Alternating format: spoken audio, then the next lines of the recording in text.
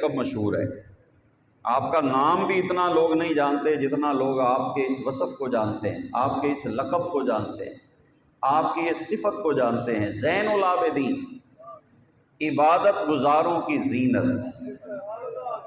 اور جو ہم اپنے بچوں کا نام رکھتے ہیں نا زین العابدین، وہ تو اس لیے رکھا جاتا ہے کہ کاش انہیں بھی ان کے زین العابدین کی صفت میں سے کچھ فیض نصیب ہو جائے، ورنہ ہمارا بچہ جو ہے وہ کوئی زین العابدین تو نہیں نا، صرف اس امید پہ نام رکھا جاتا ہے کہ کاش ان کی اس صفت میں سے کچھ حصہ اسے بھی مل جائے، ان کے ذوق عبادت میں سے کچھ فیض انہیں بھی مل جائے، ہمارے بچوں کو بھی نصیب ہو جائے۔ جو نام ہم رکھتے ہیں ان ہستیوں کے، تو اس امید پہ رکھا جاتا ہے کہ ان کے نام کی برکت انہیں نصیب ہو جائے، اور نام کی بھی بڑی برکت ہے، کیوں نہیں؟ ہمارے یہاں جو نئے نام نکل آئے نا، لوگ عجیب و غریب، کوئی ہندوؤں کے نام ہیں، کوئی یہودیوں کے نام ہیں، کوئی سکھوں کے نام ہیں، کوئی عیسائیوں کے نام ہیں، مختلف نام اپنے پاس سے نکال کر، ڈراموں سے دیکھ کر، فلموں سے دیکھ کر ماں باپ نام رکھتے ہیں۔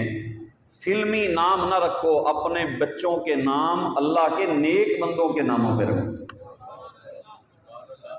یہ فلمی نام رکھنا بند کریں، اپنی اولاد کے اچھے نام رکھیں۔ حضور نے حکم دیا اپنی اولاد کے نام اچھے رکھو، تاکہ ان ناموں کی برکت انہیں نصیب ہو جائے، ان ہستیوں سے ان کا تعلق قائم ہو جائے۔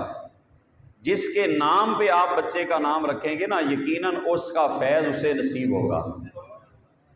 تو اس لیے نام اپنے بچوں کے اچھے رکھیں۔ پھر وہ کہتے ہیں جی کوئی ایسا بتائیں جو پہلے کسی کا نہ ہو، کیوں جی؟